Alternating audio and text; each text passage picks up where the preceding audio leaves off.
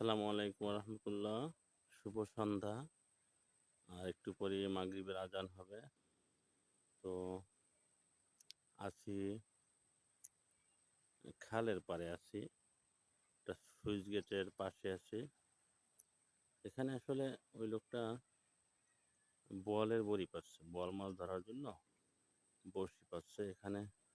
আর রাত্রবেলা অনেক লোকজন থাকে, বোয়াল মাছ ধরে এখানে বসে বসে পুঁটি মাছ দিয়ে বোয়াল মাছ ধরে। তো এখন লোক নাই, রাত্র নেমে আসলে অনেক লোক আসবে বোয়াল মাছ ধরতে। দেখেন জায়গাটা খুবই স্রোত,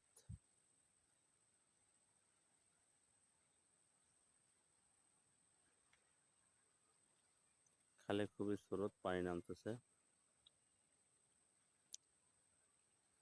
আর একটু পর অনেক মানুষ এখানে আসবে বোয়াল মাছ ধরার জন্য।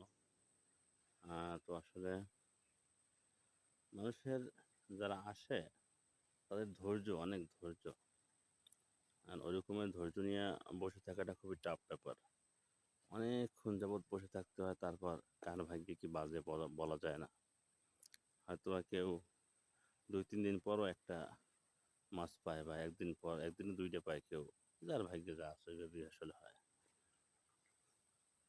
কেউ 1 সপ্তাহে পায় না, এরকম দেখা যায়। এই যে পানি নামতেছে স্রোতে, কোথায় ধূপ করতেছে।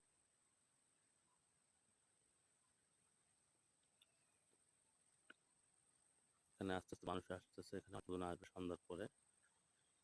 সবাই আসলে এখানে বসে পাতার জন্য আসবে।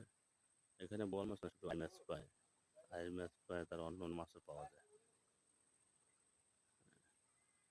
ঠিক আছে, সবাই গ্রাম বাংলার পরিবেশ দেখানোর চেষ্টা করতেছি সবাইকে। সবাই পাশে থাকবেন, আমার চ্যানেলটি সাবস্ক্রাইব করবেন। সবার কাছে অনুরোধ রইল চ্যানেলটি সাবস্ক্রাইব করে পাশে থাকবেন।